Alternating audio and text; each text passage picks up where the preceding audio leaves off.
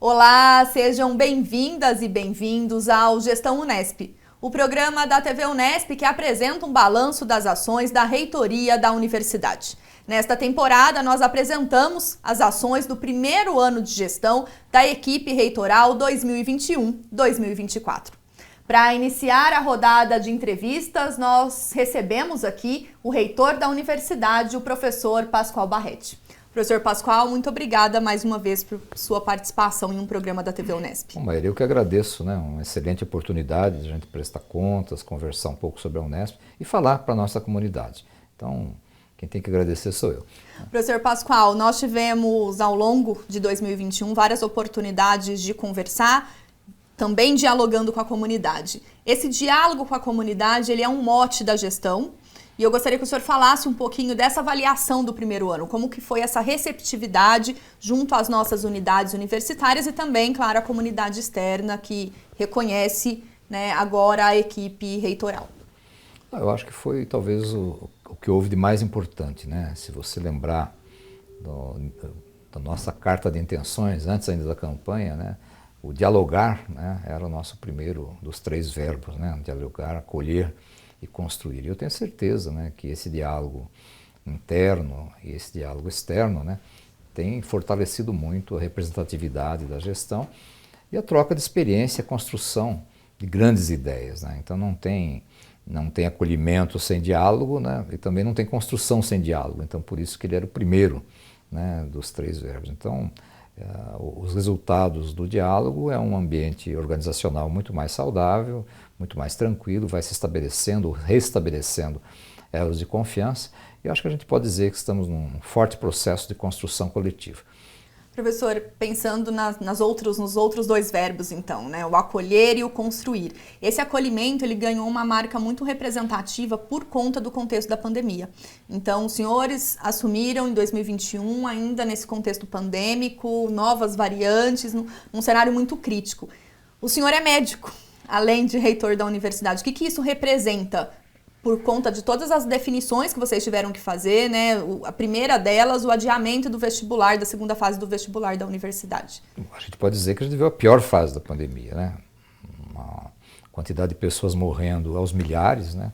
No país, uma insegurança completa, foram medidas difíceis. Agora, o acolhimento, né? Hoje ele tem várias definições em medicina, né? Então ele faz parte muito do cenário da humanização, mas tem vários outros, né? Tem o acolhimento, quando você define quem vai ser atendido primeiro. Então o acolhimento, quando, né, nós fizemos o projeto de gestão, nós não estávamos no cenário pandêmico ao início, né? Depois que ele tomou conta a partir de março.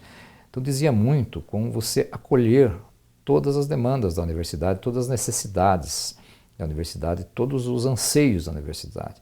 Isso a gente tem feito. Então a gente tem, por princípio, não desqualificar qualquer tipo de demanda, né? Acolhê-las, né?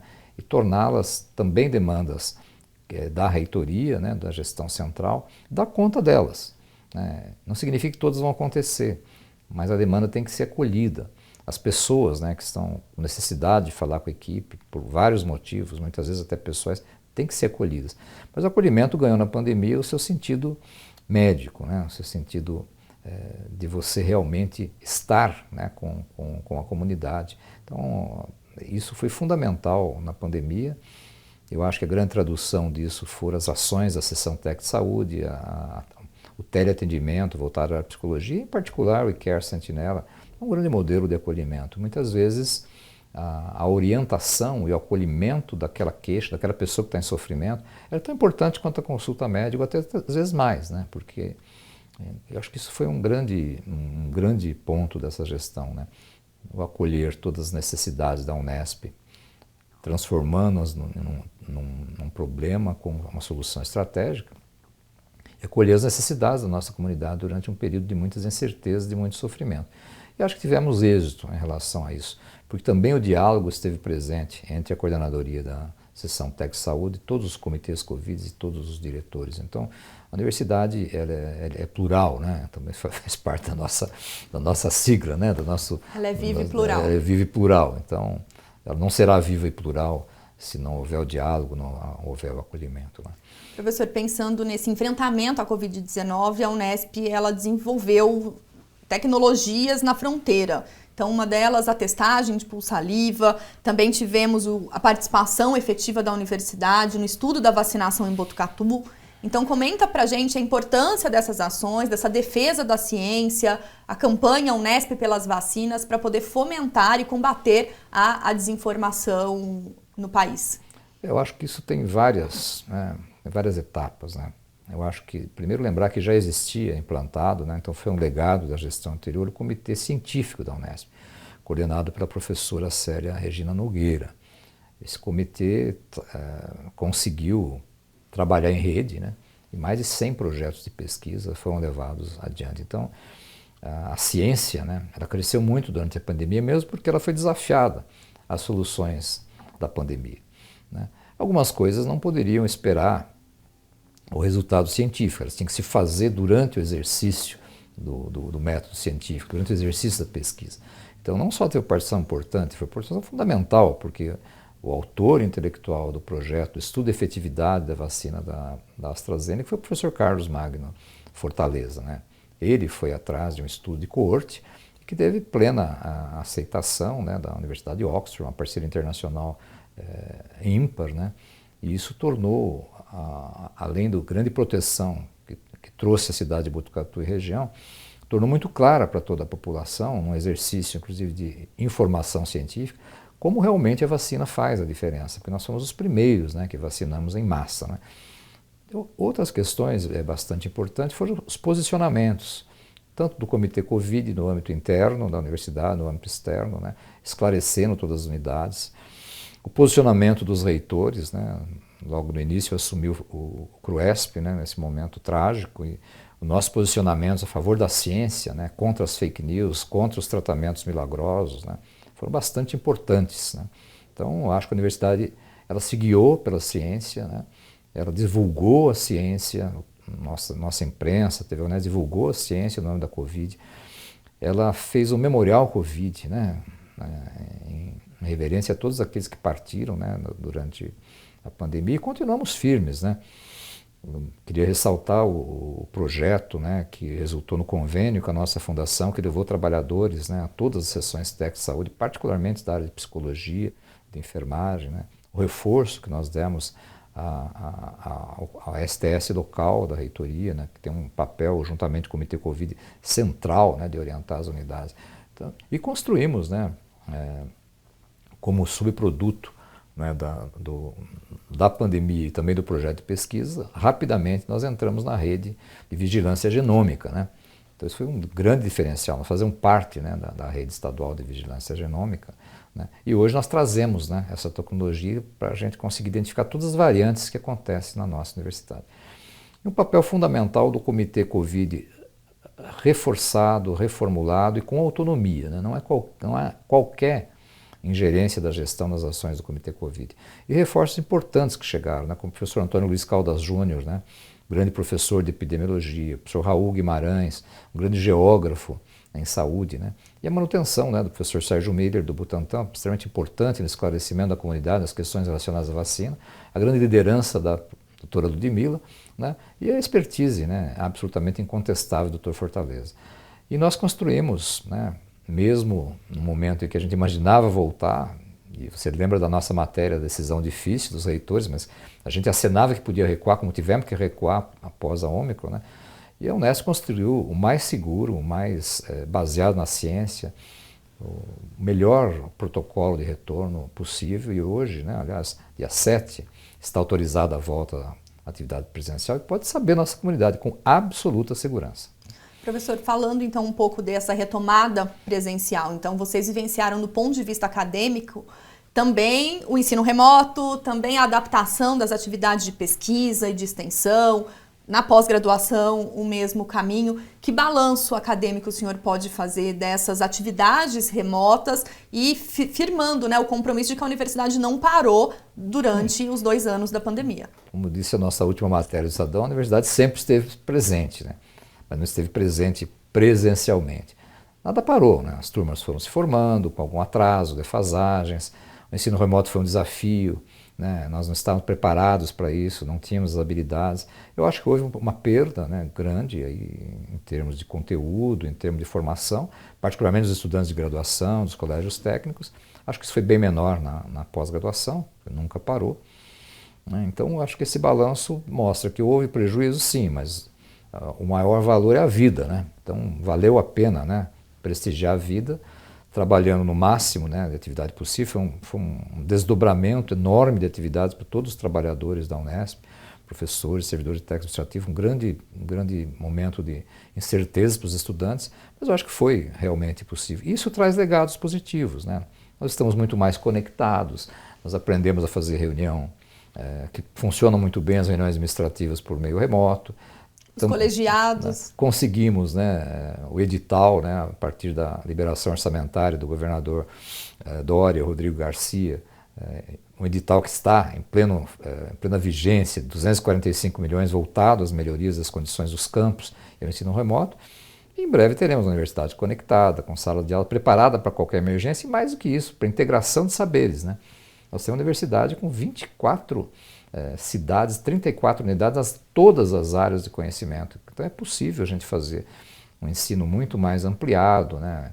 Um ensino transversal, temas capilares que percorrem todas as áreas do conhecimento e melhorará, né, a formação de todos, tanto na área de ensino quanto na área de pesquisa, com muita excelência. Então todos terão acesso à excelência que é a Unesp. Né? Eu mesmo não conheço muitos professores do seu conteúdo e a gente ficou impressionado como a gente passou a se conhecer mais durante a pandemia. Então as tragédias da humanidade trazem, infelizmente, as tragédias trazem legados positivos. Né? E eu acho que isso foi um legado. Né? E uma coisa muito importante, né, aí na área de extensão universitária, extensão social, foi o espírito de solidariedade, né, que se vivenciou, né, na nossa universidade, com ações dos estudantes, da Pró-Reitoria de Extensão e Cultura, né, todas elas voltadas, né, para essa aproximação para a comunidade, que empobreceu, que sofreu, que aumentou muito, né, o fosso social, né, entre as classes. Eu acho que estivemos muito presentes nisso. E essa atividade de extensão com impacto social será tônica, né, nos próximos anos. Né. E eu gostaria de ressaltar também a grande adesão, né, à vacina. Né. Primeiro que o Programa Nacional de Imunização é um programa mundialmente reconhecido. Né. Uma referência, né? Infelizmente nós tivemos aí atropelos, né, estímulo a fake news, a tratamentos milagrosos que atrasaram as vacinas no Brasil. Mas hoje o Brasil é um dos países mais vacinados do mundo. E a nossa população nespliana tem aderido realmente maciçamente, né, à vacinação. Então, e por último, tivemos realmente que ter essa medida, que eu considero uma medida cidadã, né, de tornar a vacinação obrigatória. Porque as pessoas falam, eu não sou obrigado a tomar vacina. Mas não é mesmo, né? Verdade? Ninguém é obrigado a almoçar, né? Ninguém é obrigado a fazer um monte de coisa, mas uma instituição, ela é responsável por todas as pessoas que nela trabalham, estudam e vivem. Então ela não pode fechar os olhos para que uma pessoa não acredite em vacina por motivo ideológico, porque tem medo. Isso é direito de cada um, mas nós não temos o direito de expor a nossa comunidade interna, nem tampouco aqueles, né, que nos circundam, as famílias dos nossos trabalhadores, dos nossos estudantes, a situação de não vacinação, seja por qual tipo de convicção. Né? Então acho que essa foi uma medida tomada no dia 4 de janeiro pela professora Maísa, extremamente importante. Professor, o senhor comentou da vacinas. Um dos incentivos ao longo de 2021, um trabalho que vocês estão fazendo, é pensar uma fábrica de medicamentos da universidade em Botucatu, vinculada ao nosso centro de estudos, o CEVAP, e também que essa fábrica ela possa também desenvolver vacinas. Então eu gostaria que o senhor falasse um pouquinho sobre essa... Aí eu vou fazer uma pequena correção, né? Essa fábrica já idealizada há muito tempo, né? Ela tem um objetivo de vencer aquilo que a gente chama de Vale da Morte, que é uma coisa de vários anos, que é entre a descoberta de um fármaco, de um biofármaco, né, até ele estar disponível para uso clínico. Né. Isso é um processo muito longo. Nós não temos no Brasil, e nós só temos na América Latina ou no México, nenhuma facility, nenhum laboratório capaz de produzir pequenas amostras de fármacos para pesquisa clínica, de biofármacos em particular, que é a vocação dessa fábrica em Botucatu. Então vamos imaginar assim, que é um dos produtos. O grande produto dessa fábrica, que é inédito no mundo, é o soro antiapílico, né, que combate os ataques das abelhas africanizadas. Isso é uma patente, é algo que foi desenvolvido em Botucatu e é ímpar no mundo, não existe no mundo. Para você testar isso numa escala que permita, né, a autorização para uso clínico, você precisa ter produção de lotes numa quantidade pequena. Nenhuma grande empresa colocará toda a sua linha de produção para produzir 1000 lotes, 1000 amostras, 2000 amostras. Isso atrasa muito o desenvolvimento da indústria farmacêutica no Brasil. Então esta, assim como sempre foi o CEVAP, né, Animais Peçonhentos, é uma fábrica de biofármacos. Ela até pode produzir IFA para vacina, que é o insumo farmacêutico estratégico. Então essa fábrica ela está sendo construída, ela está já em plena construção. É um recurso do Ministério da Saúde de 2018, né? A Unesp não teve que... A contrapartida da Unesp diminuiu muito, né, porque a licitação foi muito bem feita. Então ela será no futuro um dos grandes pilares da indústria farmacêutica estratégica no Brasil. Então ela vai cumprir esse papel. Nós estamos já conectando essa fábrica com várias iniciativas, né? Tem o Centro de Ciências aqui da Saúde, a iniciativa da FAPESP, que foi aplicado, eu acredito, com grande chance de ser vencedor. E nos conectamos com o Ministério da Ciência e Tecnologia. Então, o secretário Marcelo Morales, ele tem um plano, né, de fazer um triângulo, que seria o Centro Nacional de Vacinas, que já está funcionando na Universidade Federal de Minas Gerais, então foi aportado no orçamento de 22, 50 milhões para esse centro. Então, ele vai dar conta das vacinas no Brasil, nosso dos biofármacos, e um outro, né, em Campinas, mais voltado para células-tronco. Então você acaba montando no Brasil uma rede, né, de produção de insumos estratégicos, né, que tornará o Brasil muito mais soberano, muito mais independente, ou menos dependente, né, dos países como China e outros, e muito mais apto a enfrentar a pandemia. E trará grandes riquezas para o país, que essa vai ser uma tecnologia nossa, né, vai gerar divisas dentro do Brasil. Isso tem um custo enorme, são bilhões de reais que se perde por essa falta de autonomia. Então esse é acho que será um dos grandes legados dessa gestão, essa conexão que fizemos, tanto FAPESP, o apoio que demos à construção dessa fábrica, né, e também aí agora a parceria prestes a ser assinada com o Ministério da Ciência, Tecnologia e Inovações. Do ponto de vista da pesquisa também, professor, nós tivemos nosso Instituto de Estudos Avançados do Mar, né, reconfigurando a sua atuação, recuperando o investimento para que, de fato, ele possa contribuir para a ciência do país. Sim, não tem dúvida. Foi um investimento astronômico, né, que se fez no passado, né? Acredito que na gestão do professor Herman, né? Isso não poderia jamais ser abandonado, né? Então, nós temos o firme propósito de não fechar nada, né? A gente acha que investimento público tem que existir e funcionar, né? Eu não comungo da ideia que você resolve um problema se livrando dele. E foi uma ação muito boa da nossa Pró-Reitoria de Pesquisa, a conexão com a MCTI, nós recuperamos todo o recurso, está em plena execução e vai ser um dos grandes redes de pesquisa no país. E também, com essa conexão com a MCTI, né, a Universidade Federal do Rio de Janeiro, né, vai ser qualificada como uma organização social do Ministério e vai trabalhar coordenando todos os institutos do mar, todas as ações do Instituto do Mar do Brasil. E o nosso Instituto do Mar já é parceiro da UFRJ nisso. Então, é mais uma conexão que tornará possível a sustentabilidade por 10 anos, né, do Instituto de Estudos Avançados do Mar. Então, eu acho que foi uma grande conquista assumir e levar adiante, né, o IEMAR, né, e as pessoas realmente estão bastante motivadas, é uma rede de equipamentos ímpar, né, e não poderia esse projeto ser abandonado. Professor, o senhor mencionou bastante essa parceria com outras instituições nacionais e internacionais. Nessa perspectiva, qual que é a importância da gente abrir esse diálogo para extramuros da universidade e comenta também, dentro desse contexto das parcerias, os convênios que vocês vêm firmando para assegurar a continuidade de atividade de ensino, pesquisa e extensão? Ele é absolutamente fundamental. A universidade não consegue trabalhar dentro dos seus muros, né? A gestão anterior nos deixou um grande legado, que foi o CapSprint, consolidando, né, de uma maneira institucional as ações de internacionalização. Foi o segundo maior investimento, 8 milhões, um grande legado da gestão anterior. Mas isso dá conta da área de pesquisa, né? Agora, você tem que conectar com o mundo real do Brasil, né, com as secretarias de Estado, com os ministérios, com várias agências, para que você possa participar daquilo que se chama políticas públicas. não é verdade? Então, as conexões já se fazem presente em várias áreas, Secretaria da Saúde, Ministério da Ciência e Tecnologia, Secretaria de Educação, com cursos que nós vamos dar de pós-graduação para os profissionais da rede estadual, né? Parcerias com a Secretaria da Agricultura, dando conta de algumas atividades no campus de registro, como a retomada pela Unesp, né, das casas que são da Unesp, que vão aumentar a estrutura do campus. A parceria com o MCTI é fundamental para que a gente entre nas políticas públicas do MCTI. Né? Agora, a parceria com o Ministério da Saúde e Fiocruz na questão do estudo da vacina, né, da Fiocruz. Então, é o que eu chamo de reconexão. Né? Estamos agora nos conectando com o GRULAC, que é um grupo que reúne 20 diplomatas da América Latina, né? E pretendemos, a Ômicron atrapalhou, fazer uma reunião entre esses diplomatas, né, cônsules em particular, com as universidades, tentando estimular parcerias e ajudar a resolver problemas com a América Latina.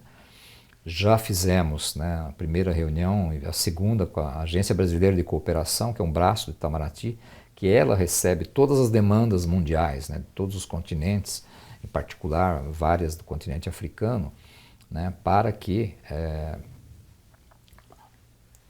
eles distribuam, né, para uma das universidades parceiras, né, credenciadas no Itamaraty, essa missão de cooperar. Né. Então nós ainda não estamos cadastrados lá, mas estamos desenvolvendo um portfólio das nossas potencialidades para poder atender essa grande agência, que é a Agência Brasileira de Cooperação.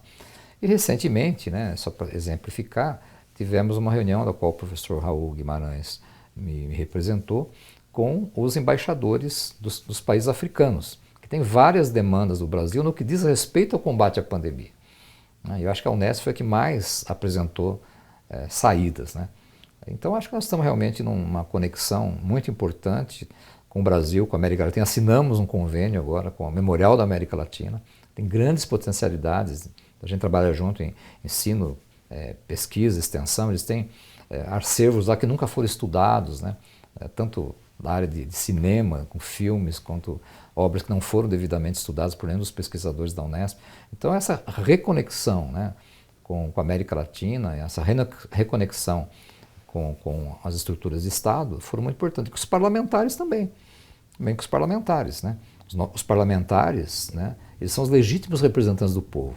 A gente pode endemoniar alguns parlamentares, mas a gente não pode endemoniar a política, porque não existe democracia sem política. Né? Então, há grandes parlamentares. Então, só como resultado deste ano, né, porque já havia sido deixado pela gestão anterior a emenda, nós conseguimos uma emenda da bancada estadual, né, e foi liderada, né, pelo Luiz Carlos Mota, mas com apoio de vários outros, como Samuel Moreira, Paulo Teixeira, Arnaldo Jardim, Tabata Amaral. Conseguimos uma emenda impositiva de 6 milhões de reais, que será direcionada para os cursos novos de engenharia, com uma visão muito particularizada para as recém-consolidadas unidades, né, antigamente chamadas de unidades experimentais. E mais 1,7 milhão que está pendente, que é uma emenda discricionária. Também ajudamos o hospital, né, interagimos com o ex-ministro Alexandre Padilha, né, bastante envolvido, evidentemente, com a área de saúde. Fizemos várias reuniões, né, com o Alexandre Padilha, e ele destinou, né, ele liderou, né, porque a bancada são 70 deputados, ele liderou uma emenda de 3 milhões de reais, né, para o Hospital das Clínicas de Botucatu e uma outra individual dele, né, de 400 mil reais para a Faculdade de Medicina de Botucatu.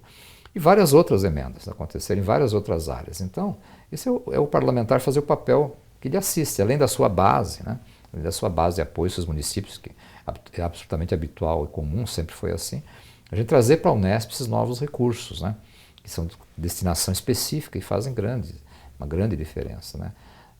E aí a gente tem que publicamente louvar a atitude cidadã do deputado Luiz Carlos Mota, né, que juntando as duas emendas, né, a última da gestão do Sandro e a minha, somos 13 milhões a favor da Unesp. Né. Ele é um deputado tupã, muito ativo, muito parceiro.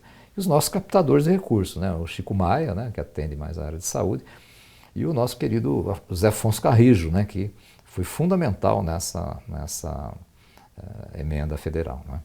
Então, professor, a gente comentando dessa dimensão política que é necessária e que faz da nossa sociedade democrática, a importância dessa interlocução, né? Então, o diálogo, mais uma vez, aparece aqui nesse nosso balanço do primeiro ano de gestão.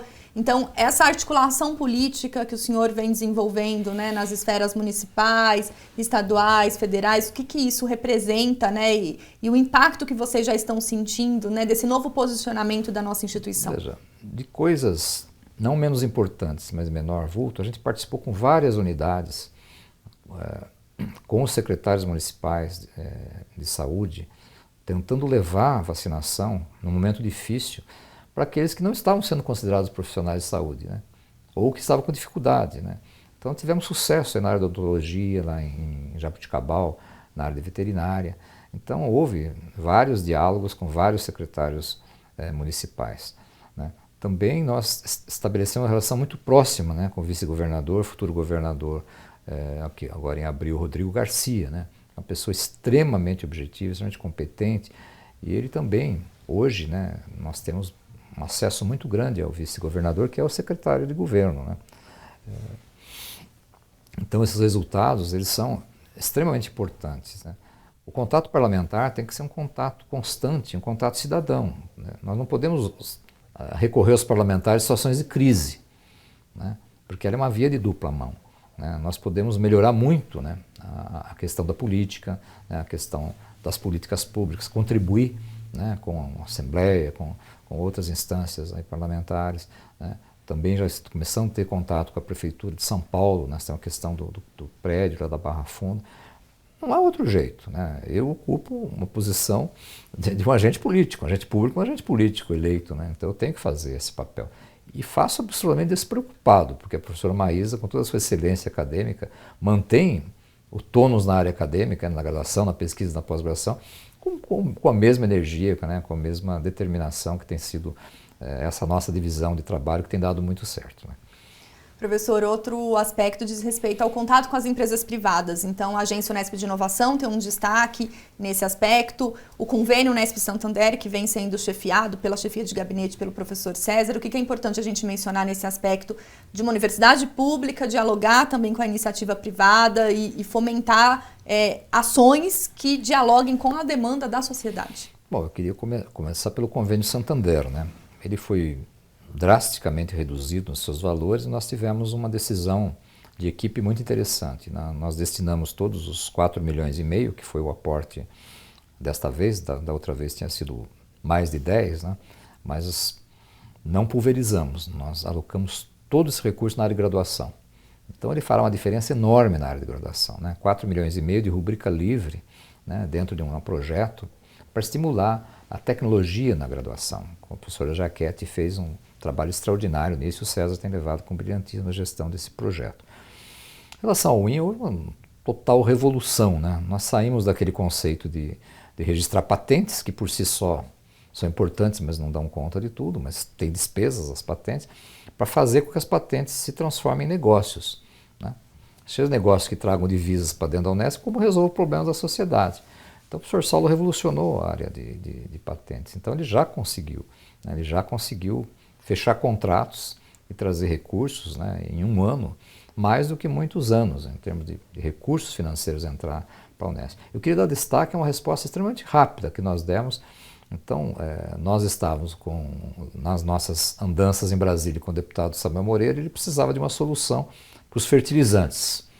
Nós não fomos para a Rússia para resolver isso, né? Então, os biofertilizantes, Botucatu é um grande centro nisso, né? Então, através de compostagem, né, dos resíduos, do lodo da Sabesp, é possível, né? O professor Lira, em Botucatu, é uma das maiores autoridades no Brasil no assunto, produzir biofertilizantes. Então foi decidido, né, em registro, que a Sabesp, né, lá de Iguape, né, lá em Iguape, vai ser construída, né, uma usina de compostagem que trará fertilizantes a custos baixíssimos para os bananicultores, que não estavam dando conta, né, ainda mais agora, com o aumento, né, que deverá ocorrer, de biofertilizantes. Então essa é a aproximação da sociedade, também se faz com a inovação, uma inovação social, né? Então não há nenhum pecado, né, em interagir com a iniciativa privada. A professora Maísa tem tido contato muito grande com a Luísa Helena Trajano, né, que era uma pessoa idealista, muito voltada para a causa do racismo estrutural, Então, possivelmente, virão aí oportunidades na pós-graduação, né, para essa camada de pós-graduandos. Isso é extremamente importante. Então, nós temos que trazer a iniciativa privada e a grandes empresários do bem, empresários que trabalham, né, por causas sociais, temos que trazer para perto de nós. Então, nós tivermos repulso aos parlamentares, repulso à iniciativa privada, nós dependeremos sempre, né, dos recursos do Tesouro do Estado, que mesmo após o reajuste, né, que está sendo anunciado, vão comprometer 80% do nosso orçamento. Então nós temos que buscar recursos, sim, com grandes empresas, né, e também com organizações da sociedade civil, né. O professor Raul deve ter comentado a parceria aí com a Favela de Heliópolis, né, uma coisa extraordinária, né, é uma organização extremamente forte, estruturada, como o MST. Então, a gente tem que usar essas organizações que vieram do seio da sociedade para trabalhar junto com a gente. Só assim nós estaremos perto da sociedade. Professor, o senhor comentou a questão dos recursos da nossa universidade, a manutenção das contas, mas sobre isso a gente conversa no próximo bloco. Ok, muito obrigado. O Gestão Unesp vai para um breve intervalo e já volta.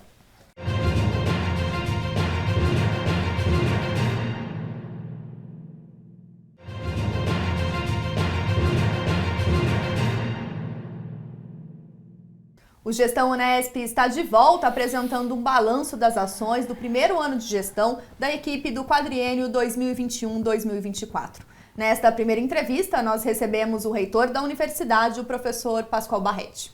Professor, nós terminamos o último bloco falando sobre esse diálogo nas esferas municipal, estadual, federal, fomentando recursos para a nossa universidade, bem como parcerias com a iniciativa privada. O senhor ocupa esse cargo de reitor e, assim como a professora Maísa, na nossa vice-reitoria, vocês dividiram as funções. Então, desse ponto de vista administrativo, de gestão, orçamentário, financeiro, o que a gente pode apresentar para a comunidade num balanço das contas neste primeiro ano de gestão? Eu acho que a gestão ela recebeu um cenário quase que intangível, né, de aumento da arrecadação do Estado. Isso foi fundamental, né, para a gente entender a importância, né, da autonomia universitária e das cotas-partes, né, que tem cada universidade. Então, com o aumento da arrecadação, foi possível, né, a gente começar a ser muito ágil na resolução de problemas, né, além da determinação, que é característica da gestão, começar realmente a atender de fato, né, as demandas. Então, o aumento da arrecadação foi fundamental. Os novos recursos também foram fundamentais e a austeridade de gestão, né? Então a gente fez uma série de cortes, eu não gostaria aqui de mencionar todos, né? Uma série de cortes, otimizando, né, a utilização de recursos. Fomos extremamente rigorosos, né, com hora extras, diárias, essas coisas, né? E passamos realmente a viver um momento mais auspicioso do ponto de vista da gestão financeira e orçamentária. Então, como você falou, eu fiquei mais com esse tipo de função. Então, a gente pode dizer que a universidade está com uma reserva financeira muito boa, ela terá condições, né, e acredito que será facilmente aprovada, arcar com o reajuste de 20,69% a partir de 1º de março, que é justo, né? É justo pela qualidade dos nossos trabalhadores, né, dos nossos servidores docentes e técnico-administrativos, né? Não é justo porque a Unesp não é competitiva, que isso não é verdade. Nós tivemos, nas vagas liberadas só de servidor técnico-administrativo, dos que saíram durante a pandemia por óbito, por outro tipo de desligamento, nós tivemos cerca de 15 mil candidatos, né? Então a Unesp é muito competitiva por ser uma entidade segura, séria e que, ainda que hoje os servidores públicos não tenham mais os mesmos direitos que a minha geração teve, existe a questão da estabilidade, né, do concursado em certame público. Então, eu acho que as contas hoje apontam, né, para o maior orçamento da história da nossa universidade, um trabalho extraordinário que foi feito pela Comissão de Orçamento. Então, pela primeira vez, né, o orçamento deste ano ele trouxe 100 milhões para investimento, nós aumentamos a verba das pró-reitorias através dos PDIs, aumentamos substancialmente a verba da permanência estudantil, conseguimos ter uma reserva consignado no nosso orçamento, que dará conta em grande parte dos reajustes. Já demos o 3%, estamos estudando os retroativos. Então, certamente, este ano, devido a a essa característica de gestão e as características que a gestão se encontra, eu acho que será possível a gente dar um salto, né, em demandas há muito reprimidas, né? E fundamental na área de investimentos, né? Porque muitas estruturas da Unesp, elas precisam de investimentos, de recuperação, porque ficam anos sem investimento. Queria aqui ressaltar que está no orçamento 33 milhões para a área de tecnologia de informações. É um orçamento histórico, né? Então, no mundo que a gente vive, a conexão, a tecnologia de informação é absolutamente fundamental. Então, acho que isso é realmente o que nos permitiu. E, como eu já disse antes, a ação do governo em nos antecipar, né, um crédito suplementar permitiu 245 milhões, né, para que todas as universidades participassem de um edital. Por que edital? Né? Por que já não foi direcionado para a comunidade? A gente tinha que dar uma resposta rápida para a sociedade. O que nós fizemos? O que as universidades fizeram com aquele 1 bilhão antecipado? Né? Então, eu acho que a saída dada pela Unesp de montar os editais e comprometer o recurso com a sua finalidade, que era o retorno presencial, a melhoria das instruções, condições do campus, sem que isso comprometesse a vida da universidade. Esse recurso, esse edital não está disputando nada com ninguém e nem é a única via pela qual nós vamos resolver os problemas da nossa universidade. Né? Então, acho que a situação de investimento é histórica, né? A situação salarial deve melhorar muito, nós vamos romper aí com esse fosso que foram os 3%, e mais que isso, né? Nós vamos fazer uma contratação histórica, né? Porque existe uma sobrecarga de trabalho e uma perda de qualidade, riscos de perda de linha de pesquisas, de ações educacionais por falta de professores. E com isso vamos tentar vencer até o fim da gestão aquela meta de que o professor substituto seja emergencial mesmo, aqueles que estão ocupando cargo, aquele que houve uma aposentadoria não esperada, um falecimento, e não que o professor substituto fosse, como tem sido, a via preferencial e única de entrada no corpo docente, porque era uma via bastante precária. Então, acho que a perspectiva para 2022 é muito boa, né? Esperamos que no 2023 tenhamos governantes de alta qualidade, né, progressistas, né, que acreditem na ciência e na universidade, para que esse processo de tanta esperança, de tanto progresso, ele continue dentro da nossa Unesp, né? E fundamentalmente reforçando aquilo que você começou, né, o diálogo franco e democrático. Professor, uma outra ação que visa pensar esse financiamento também, né, fontes alternativas, melhor dizendo, para a universidade, tem a ver com os fundos patrimoniais que já foram discutidos nos órgãos colegiados, está hoje, né, gerida ali na assessoria de gabinete. Então, comenta um pouco, né, a importância desse trabalho e qual a expectativa que vocês têm para a gestão, pensando nos fundos patrimoniais. Eu acho que avançou bastante, né? Como o professor Sandro falava, o fundo patrimonial é uma coisa que você vai usar daqui a algumas décadas, né? Quer dizer, ele não é um recurso que está lá para você usar se precisar resolver um problema do dia a dia, né? Mas já está constituído, eu participei da ata, né, da sessão, né, que instaurou a associação Prospera, que vai cuidar do fundo patrimonial. São pessoas altamente qualificadas, né? Eu falo do Santander, o nosso querido Afrânio, né, que esteve à frente do Santander Universidades. Ele é, como diz o próprio regimento, alguém com experiência no mercado financeiro. Vamos ter uma consultoria bastante diferenciada do ex-ministro Roberto Rodrigues, da Jabuticabal. Então tem muita gente envolvida, tem sido feito um trabalho muito, muito sério. E já captamos o nosso primeiro milhão, né, essa ação aí do Saulo, essa aproximação, né, com a Fundação Nishimura, né, com a Jacto, né, então vem aí 1 milhão garantido, né, em 10 parcelas anuais de R$100 mil, então é a nossa primeira doação. Eu acho que essa associação vai dar muito certo, talvez ande até numa velocidade maior, né, que a gente pensava. E quem sabe novos governantes tenham a clarividência que quem faz doação, né, por uma entidade como essa tem que ter algum benefício fiscal, né? Coisa que infelizmente o atual mandatário da República vetou quando os fundos patrimoniais foram aprovados no Brasil, que foi um grande equívoco, né? O senhor mencionou o aporte maior à permanência estudantil da nossa universidade. Então, nós temos a Coordenadoria de Permanência Estudantil e também um recurso para a nova coordenadoria, que é a Coordenadoria de Ações Afirmativas, Diversidade e Equidade. A importância de ter esse trabalho, professor, para garantir o acesso e a permanência dos estudantes e o respeito a todas as diversidades que compõem a nossa comunidade. Essa nova coordenadoria é uma coordenadoria inovadora, né?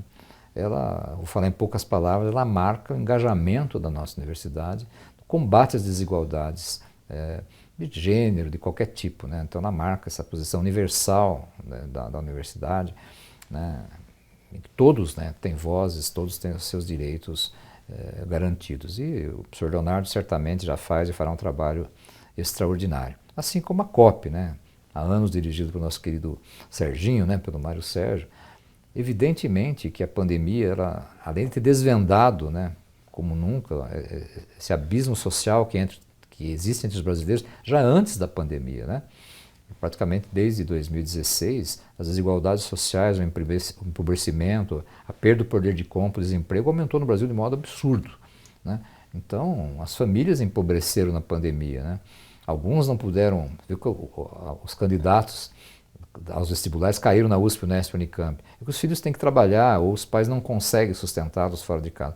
Então é fundamental o nosso papel. A universidade que foi na frente, é a mais inclusiva das universidades, que aderiu a essa política afirmativa de reserva de vagas, ela tem a obrigação, né, de atuar na permanência estudantil, com outras modalidades, né, que vêm aí se somando às ações tradicionais. Então, era mais do que justo, né, que ela tivesse o seu orçamento duplicado. E só lembrar, isso foi comentado pela própria secretária Patrícia Eri, né? Nos editais, quem mais, né, destinou recursos para permanência foi a Unesp, né? Então, isso nos dá muita satisfação, né, muito entusiasmo com o trabalho da permanência estudantil.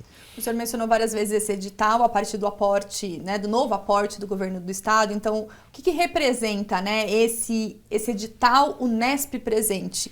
Então, esse aporte, a permanência estudantil, a inclusão digital dos nossos alunos, a transformação digital do ensino, o contato de promover essa inclusão social e garantir que as mães, por exemplo, continuem na pós-graduação.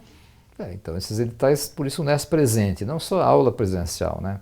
A Unesp Presente, aula presencial e presente na vida da sua comunidade, na verdade. Então, esses editais, eles vieram para fazer que o retorno às atividades fosse seguro, né? Mas não existe retorno seguro se nós temos problema de CCI, nós temos problema de permanência, de segurança alimentar. Então é o retorno seguro em todos os aspectos. Se os prédios têm dificuldade com acessibilidade, né? Se não existe conexão para você muitas vezes necessariamente fazer o ensino híbrido ou o ensino, né, mais plural, envolvendo várias áreas do conhecimento. Então, esse edital vem cumprir, né, vem preencher uma lacuna extremamente importante. Foi o maior edital de investimentos da história da universidade. Claro que ele demora para acontecer, né? Investimento não é uma coisa que você vai na esquina e compra o equipamento, né? Mas ele realmente ele representará, né, muitos anseios, porque eles estão sendo os projetos constituídos pelas próprias faculdades, pelos próprios institutos, né? Obviamente, como é um edital público, né, ele tem que seguir critérios, né? Então tem critérios de elegibilidade, critérios de aprovação ou não, critérios de se concordar com o que foi solicitado ou não, como é a FAPESP, o CNPq, né? Mas como eu disse, essa não é a única forma que nós temos, né, de atender as demandas da Unesp, mas é uma maneira inovadora. E com isso a gente conseguiu preservar o orçamento, a gente não empenhou já antecipadamente em obras, a gente não empenhou antecipadamente em compra de equipamentos. A gente trabalhou com os editais e o nosso orçamento ficou muito mais livre, né, para dar conta até mesmo dos editais, né? Professor, por conta dessa, né, política de gestão que a equipe gestora tem adotado ao longo desse primeiro ano de gestão, um dos aspectos diz respeito à agilidade para atender às demandas. Então, inicialmente aqui na nossa conversa, o senhor apontou discretamente esse aspecto, né, de que todas as demandas precisam ter uma resposta. Então, como que a gestão, ali no gabinete, no nosso 12º andar do prédio da administração central, tem trabalhado para assegurar essa resposta, esse acolhimento à comunidade, independentemente, né, do contexto da pandemia, com essas dificuldades que nos foram impostas, mas também para assegurar que todos fazem parte da Unesp. Nós somos uma única Unesp, né, com total capilaridade em todo o estado de São Paulo. A primeira coisa, o ambiente do gabinete tem que ser um ambiente saudável, né? Então, acho que o ambiente hoje é um ambiente alegre, que as pessoas confiam, e tem pessoas muito ágeis, né? A gente tem que escolher assessores ágeis, né, que não deixem para outro dia, né? Tem que fazer a ponte com a assessoria jurídica, a ponte com a Arex, a ponte com a Propeg, né? Então, eu queria aqui destacar, né, o quanto, começando a andar um pouco mais abaixo, o quanto a Propeg tem sido ágil, né? Com licitações, com a atuação do professor Celso, que é o braço direito do professor Estevão nessa questão da agilidade. É uma característica nossa, né, aí eu vou fazer um pouco de propaganda, característica dos diretores da Terra do Saci, sejam muito ágeis, né? A gente viveu isso 4 anos em Botucatu, e eu acho que essa agilidade no contato com os diretores, a chefia de gabinete tem feito de um modo extraordinário, né? O professor César é um grande estadista. E nós temos lá o nosso querido professor Marcelo Pereira, né? Um bom engenheiro, ex-diretor, ele é uma agilidade. Então os nossos despachos são muito rápidos, ele atua com, não deixa para o dia seguinte, né? Então acho que o gabinete nessa área de agilidade, né? Aí a professora Maísa fala do gabinete dela, o nosso gabinete ali, o gabinete é um só, né? Da sua equipe, que também é muito ágil, né?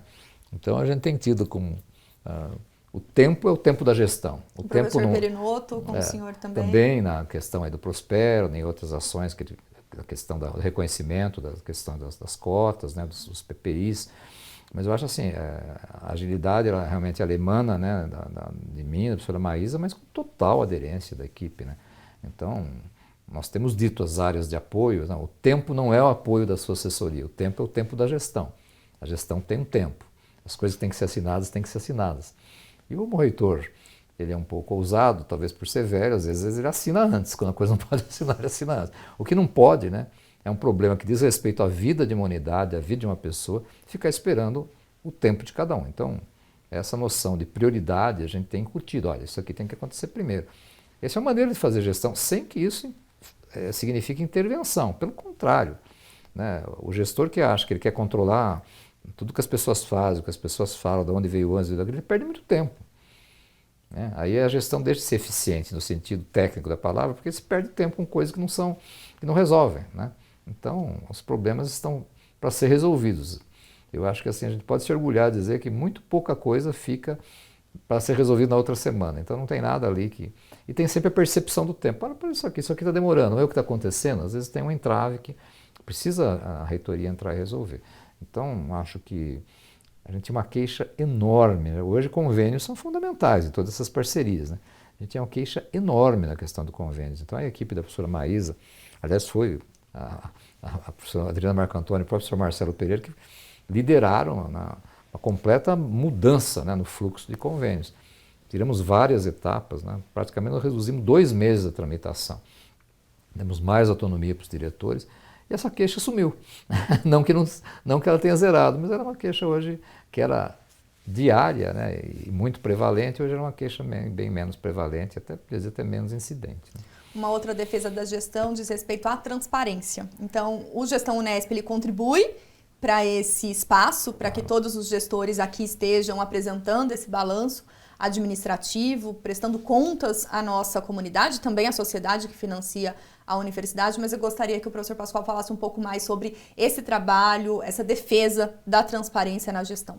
Eu acho que a transparência é a absoluta obrigação do gestor público, porque ele não trabalha com recursos que é dele. Às vezes ele tem a falsa percepção que a reserva financeira da Unesp, o seu orçamento é da Unesp. Não é da Unesp.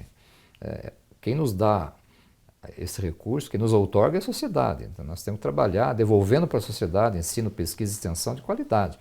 Nós rendemos contas à sociedade, nós não rendemos contas nós mesmos. Claro que os órgãos de auditoria, eles existem realmente, né, para a gente ser controlado, fazer as coisas dentro dos padrões legais. Mas nós não trabalhamos para os órgãos de auditoria, né? Os órgãos de auditoria nos mostram o caminho muitas vezes. Então, como a gente tem agido? Né? Absolutamente com total transparência nas nossas reuniões, porque só esse diálogo já traz a transparência. Não há absolutamente nada para esconder, não há absolutamente nada da gestão que não possa ser comentado. Né? As prestações públicas de conta, né, elas nos favorecem muito. E temos feito um trabalho de grande aproximação com o Tribunal de Contas, então muitas vezes a gente tem dúvida, né? Então a gente recorre ao nosso querido Sérgio Rossi, né, que tem mais de 40 anos no Tribunal de Contas, e com outras pessoas, né, com muita experiência, para a gente realmente, como se deve fazer de modo cidadão, né, trocar experiências e se antecipar aquilo que pode ser considerado erro. Né? Então, como a gente faz algumas coisas às vezes muito ousadas, a gente se antecipa, dizendo, isso aqui realmente tem condição de fazer, né? As próprias contratações que nós fizemos durante a Lei 173, que a lei dava abertura, muita gente ficou receosa de fazer, nós fizemos, entendeu? Mas tínhamos ampla segurança de fazer isso. Então, essa aproximação, né, com o Ministério Público, né, com o Tribunal de Contas, né, a própria Lesp tem dado para a gente muita tranquilidade que nós, se errarmos e vamos errar, né, não por falar não à transparência, né, exatamente pelo estilo de gestão que a gente quer realmente que as coisas aconteçam no tempo que as demandas precisam que elas aconteçam. Né? O senhor falou da importância da autonomia universitária e a nossa universidade é uma instituição colegiada. E esses colegiados, desde a gestão do professor Sandro, o conselho universitário ele era transmitido ao vivo, fica salvo para as pessoas poderem assistir, recuperar falas de diretores, do reitor, dos pró-reitores. E a partir da gestão, também iniciamos a transmissão do CEP e do CAD. Né? Essa definição da atual gestão vai ao encontro também para que esses colegiados, os conselheiros e a própria comunidade, né, se sinta de fato representada na discussão das demandas e na tomada de decisão. Não resta dúvida, né? As pessoas que assistem, né, são as pessoas da Unesp, pessoas fora da Unesp, é uma demonstração pública do que a gente faz dentro da Unesp. É muito importante a transmissão ao vivo, contribui enormemente com a transparência e também nos leva também à reflexão, né, que nós temos que manter o decoro dos nossos cargos, né, que nós estamos falando para a sociedade, não para nós mesmos. Então tem muitas questões de segunda importância, questões comezinhas, atritos pessoais, que a gente começa, as pessoas certamente começam a tomar mais cuidado. Né? Tem certas coisas que não se comenta, porque são problemas que não interessam a ninguém, né? Só um grupo A, o grupo B. Então você falar publicamente é uma alta demonstração de transparência. Eu acho isso absolutamente fundamental. E, professor, uma defesa que vocês fizeram na campanha, né, na primeira reunião colegiada, era o contexto das, até então, unidades experimentais, os nossos campos experimentais. E vocês, ao final do primeiro ano de gestão, cumpriram aquilo que foi, né, determinado e defendido, que até então, aqueles campos, eles sejam unidades universitárias consolidadas. Posso retroceder um pouquinho? Claro. Eu faltei aqui quando você falou da autonomia. Nós tivemos alguns ataques à autonomia, né? O PL 529 foi um ataque à autonomia, né? Então, em quem nós fomos buscar apoio? Os parlamentares. E eles fizeram uma frente e conseguiram derrubar que a universidade e a FAPESP foram incluídas, né, naquela atitude absolutamente inadequada que pretendia zerar o caixa das universidades e absolutamente não existe universidade do porte das nossas, né? Que administram este ano um orçamento de 14 bilhões de reais, que possam viver sem a reserva. Quer dizer, essas reservas garantiram o pleno funcionamento da universidade nos piores momentos. Por exemplo, como passou a gestão do Sr. Sandro. Né? Sem as reservas, a gente não teria sucumbido também. Houve um momento muito ruim na gestão do professor Durigan. Então, isso foi uma ação muito forte nossa e também do CRUESP. Eu queria falar do CRUESP. O CRUESP, além dos seus posicionamentos públicos, né, ele teve um outro ataque. Houve um determinado promotor do Ministério Público de Contas, isso chegou até as instâncias superiores, né, os tribunais superiores, questionando a autonomia da universidade e dar reajustes. Né? E eu acho que a ação do CRUESP, das três assessorias jurídicas, levaram a uma flagrosa derrota desse tipo de ação, e por unanimidade o Tribunal de Justiça de São Paulo, ele referendou a autonomia universitária. Que não existe, né, a plena autonomia sem o pleno exercício da autonomia financeira e orçamentária. Mesmo assim, houve recurso de tribunais superiores e isso está definitivamente encerrado. Então, eu acho que o CRUESP tem uma ação extremamente importante na autonomia, na defesa da autonomia da universidade. Né? E também, falando então de autonomia e transparência, eu entro na sua outra pergunta. Né? Eu nunca acreditei, né, em hipótese alguma, e não dá para comprovar numericamente, que foram os campos experimentais os responsáveis pelas crises da universidade. A expansão da universidade. Né? Eu não digo expansão como um todo, que se abriu muito curso, né? Mas os campos experimentais não. Né? Os campos experimentais, veja, como a expansão que aconteceu nos campos consolidados, elas eram praticamente imunes a ataques, né? Porque estavam dentro de unidades muito fortes, sobrou o ataque para as unidades experimentais, na verdade. Elas fizeram parte de uma decisão do governo do Estado endossada pelo CRUESP, levar ensino público de qualidade para regiões do Estado de São Paulo onde isso não existia. Que levaria ensino público para Rosana, para Dracena, né? Aí para Registro, né? Para o litoral paulista. Quer dizer, foi uma grande ação. Né? Essas unidades transformaram a vida dos municípios e a economia dos municípios. Então eles precisavam evoluir para o caminho da consolidação. Então, o processo em si de consolidação foi um processo extremamente insignificante do ponto de vista financeiro, mas ele trouxe vida, né, para a unidades. E ainda ontem eu reiterei na posse de registro, é injusto dizer que eles contribuíram de maneira definitiva para a crise financeira. Olha, os melhores momentos financeiros da universidade antes do momento presente, existiram, as unidades já existiam. Então não era justo que elas ficassem expostas, né, à própria sorte ou ao risco constante de fechamento. Isso faz com que a procura caia, que haja uma insegurança em quem trabalha lá, mais ainda para os servidores técnico-administrativos que habitam a região, mais para a economia dos municípios, que isso é uma coisa absolutamente inadequada. Então a gente foi realmente na direção oposta e assumimos esse compromisso.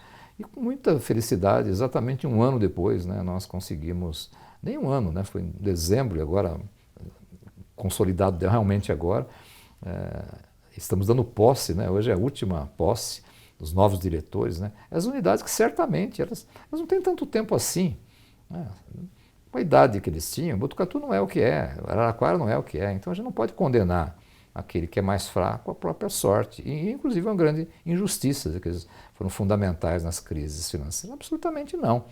Eu acho que, ao longo do tempo, eu vou dizer nós, porque eu estive colegiado durante muitos anos, nós cometemos outros equívocos de maior magnitude. Né? Cometemos outros equívocos de maior magnitude. Né? Então, aqui, eu acho que a expansão para rincões do Estado, onde não havia universidade pública, foi absolutamente importante, fundamental, e teve muito apoio na gestão do professor Macari, né? E na nossa também. Professor, antes de finalizarmos, retomar um pouquinho o papel do CRUESP. Então, o senhor no primeiro ano, logo que assumiu a gestão, foi o presidente do CRUESP. Na sequência, nós tivemos novas eleições reitorais para a USP e para a Unicamp, então mudando, né, o panorama desses gestores que compõem o CRUESP junto com o senhor. Então, como que essa atuação conjunta ela vai ao encontro das perspectivas e das demandas, né, das carências, até a gente pode falar sobre isso, dos servidores técnico-administrativos, dos servidores docentes, né, que vinham sem aumento, que vinham sem contratação, renovação do quadro de funcionários. Então, a importância desse trabalho conjunto que vocês têm feito neste primeiro ano de gestão. Olha, eu acho que há dois momentos, né? Acho que o momento da vigência da Lei 173, muito pouca coisa era possível, né? Então o professor Varram pagou caro esse momento, porque ele presidiu o CRUESP entre abril até agora, que entrou o professor Carlotti, né, o novo reitor da USP.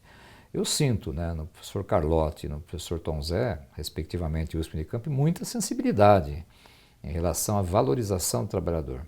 A gente rejeita a tese que tem pessoa passando necessidade ou que as universidades não são competitivas, isso não é real. Mas a gente endossa a tese que os nossos trabalhadores, docentes e técnico-administrativos merecem pela sua qualidade, né, e pelo seu compromisso com a universidade e pelo quanto eles construíram para a universidade, um tratamento digno, que pelo menos eles não percam o seu poder de compra. Né? E então foi por isso que a gente unanimemente, né, fechou com a proposta de repor e antecipar de maio para março a inflação integral desde o último reajuste que foi em 2019. Então acho que era o mínimo que a gente podia fazer neste momento, né? Isso traz uma nova perspectiva, né? Um pouco mais de competitividade para os docentes, onde essa competitividade é menor. Uma grande preocupação que existe, né? E eu acho que a gente precisa começar a tratar disso no segundo tempo, né? Nos segundos 45 minutos deste ano, é com a defasagem que existe nas carreiras, né? Então, os valores da USP são maiores, né, do que o da Unicamp, e do Unicamp um pouco maiores que o nosso. Então, a gente está fazendo isso internamente com a questão dos 3%, já é o primeiro abismo, né, que nós estamos superando, mas ainda existe, né? Eu acho que a gente deveria caminhar, né, para tentar, ao longo do tempo, romper com essa desigualdade que tem no tratamento dos servidores técnico-administrativos nas três universidades. O mesmo não acontece com a carreira docente. Então, o professor Carlotti tem muita preocupação com os níveis iniciais da carreira. Né? Então, você tem aí um professor doutor, né, que já fez mestrado, doutorado, só doutorado, que ele deve ter aí perto de 10 anos, 8, 10 anos de formado, em algumas áreas altamente competitivas do mercado. Né? Na medicina, então, ele deve ter aí 14 anos de estudo. Né? Como é que você vai conseguir ter como nível inicial um salário de 11 mil reais? E que bruto vai dar o quê? Líquido vai dar o quê? 7, 8 mil reais. E hoje que a Previdência é mais pesada, que você não tem garantias, né, de aposentadoria integral e paritária. Então existe uma grande preocupação do Sr. Carlotti com isso, mas ele não pode fazer só para a carreira docente. Então, nós estamos empenhados, nós três, de tratar esse assunto da valorização das carreiras a partir do segundo semestre, né, quando a gente encerra essa fase do dissídio, né, dos últimos anos. Né. Professor, pensando 2022, já estamos em março de 2022, tivemos a retomada presencial, integral, na parte acadêmica, na parte administrativa da nossa universidade. Quais são as expectativas para este segundo ano de gestão? Eu acho que são os melhores possíveis, né? O maior orçamento, o maior investimento, a maior contratação, os maiores reajustes da história. Eu acho que o segundo ano, eu acho que nós teremos, tudo indica que eu sou médico, a gente nunca diz as coisas com muita certeza, assim, tudo indica que teremos um prognóstico muito bom. Mas nós precisamos construir o ano que vem, né? Então nós temos grandes desafios para o ano que vem. A preservação da autonomia é uma delas. Esse é um compromisso que os reitores têm que assumir de lutar incessantemente pela autonomia universitária. Ela é pautada num decreto, não numa lei, diferentemente da FAPESP, né? Se houver reforma tributária, talvez o ICMS deixe de existir. Então nós temos que focar em garantir o financiamento e a autonomia da universidade. Isso é fundamental para a construção de 2023.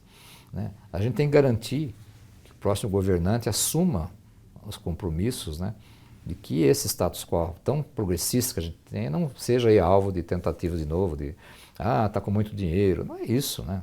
Essa é a mesma coisa você pensar que uma família que tem muito dinheiro pode parar de trabalhar, né? Sabe, as reservas são feitas para manter o pleno funcionamento. Então, se a autonomia ela é uma grande vantagem das universidades paulistas, quando a situação econômica do Estado é favorável, de arrecadação, ela é uma grande desvantagem quando não é. Na verdade, então, quem equilibra essa questão são as reservas financeiras e a autonomia financeira e orçamentária. Então, o ano de 23, eles nos mostram que teremos mudanças de governo, né? Espero, né, que em São Paulo a gente continue o diálogo que existe, é muito bom com a universidade, tanto via governo, João Dória, Rodrigo Garcia, também com a secretária Patrícia Eren, né? Ela assumiu, né, realmente o apoio às universidades, a gente tem que reconhecer isso. Então, que a gente continue tendo esse ambiente pró-ciência no Estado de São Paulo que caracterizou a gestão atual do Estado de São Paulo e facilitou muito a vida das universidades que não passaram pelas agruras que os institutos federais vêm passando. Né? A escolha, né, sempre do mais votado na lista tríplice tem sido uma característica, né? Poucas vezes, uma ou outra vez, só que São Paulo não foi por esse caminho. Então, esse contato, né, com o novo governante, as questões da universidade têm que ser colocadas para te garantir 2023. E realmente ter sempre um monitoramento constante, né? A Comissão de Orçamento se propõe a isso, a equipe econômica da Unesp faz reunião semanal para avaliar o cenário. Né? O Brasil é um país de economia muito instável. Né? Então nós não podemos dizer que todos os problemas estão resolvidos e que em 2023 haverá uma arrecadação recorde como aconteceu em 2021. Nós não sabemos. Né? O Brasil está totalmente desestruturado no setor industrial, no setor produtivo, na sua autossuficiência, mesmo energética, né? Tem que evoluir muito, mas se você falar em questão aí de energia elétrica, totalmente defasado, quer dizer, o Brasil tem grandes desafios que não foram enfrentados adequadamente pela gestão atual, que impactam a vida da universidade. Então nós temos que estar preparados para diferentes cenários, para um cenário igual, até para melhor, e talvez para um cenário menos positivo. Então aí que se faz presente a gestão. Né? E tudo isso que a gente comentou, o planejamento constante, o monitoramento, a transparência, porque a gente também tenha um 2023 que a gente continue nas nossas mesmas metas, continuarem os investimentos, continuarem as contratações. Nós estamos dando conta no máximo de metade do déficit de contratação, né? Porque ficamos anos e anos sem contratar pessoas. Né? Então, nós temos que estar muito atento à questão previdenciária, que ainda a nossa insuficiência financeira é muito forte. Então, os desafios eles continuam os mesmos, né? O que pode mudar, o que muda, né? Nós não sabemos como será a economia em 23 e como serão os governantes. E aí toda essa estrutura de defesa da universidade, esse contato parlamentar hoje bastante sólido, né? Essa presença firme do CRUESP devem fazer a diferença. Professor Pascoal, eu agradeço enormemente a sua participação em mais uma entrevista, abrindo a nossa série de entrevistas do Gestão Unesp 2022. Muito obrigada. Muito obrigado, Maíra. Eu tenho certeza que toda a série, né, será um sucesso. Né?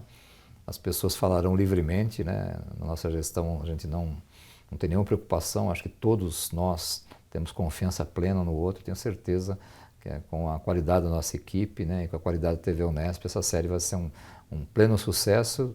Isso é bom para todos nós, é bom para a TV, é bom para a transparência, é bom para a universidade, né? É bom para a democracia. E eu deixo espaço para o senhor mandar uma mensagem à nossa comunidade neste ano de 2022. Queria que a nossa universidade tivesse muita segurança, né? Que a nossa gestão trabalhará incessantemente para a Unesp. E a gente entende a Unesp não é na Quirino de Andrade, nem aqui. A Unesp é onde vocês estão, onde estão as 24 cidades, né? As 34 unidades, né? Então, reitero esse compromisso de trabalhar pela Unesp, né? Junto com vocês, num diálogo franco. Em relação à pandemia, tenho absoluta certeza, né, que todos os protocolos, toda a retaguarda será dada como tem sido, né, e que há total segurança, né, falo como médico, como pesquisador e como alguém que tem um excelente comitê Covid, né, liderado por pessoas absolutamente fantásticas nos que fazem. Então, o retorno é absolutamente seguro. Mas também qualquer anormalidade no caminho, como aconteceu quando o surgimento da variante Ômicron, não hesitaremos um segundo em recuar, né? E deixo para vocês assim que vamos tentar percorrer junto esse caminho, né, para a Unesp ser cada vez mais pujante, mais progressiva. Então deixo um grande abraço, né, para o corpo docente, discente, técnico administrativo e o compromisso dessa gestão com vocês. Muito obrigada, professor Pascoal.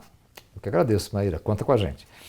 O Gestão Unesp fica por aqui. Acompanhem as entrevistas com os gestores da universidade do quadriênio 2021-2024, apresentando o balanço do primeiro ano de gestão.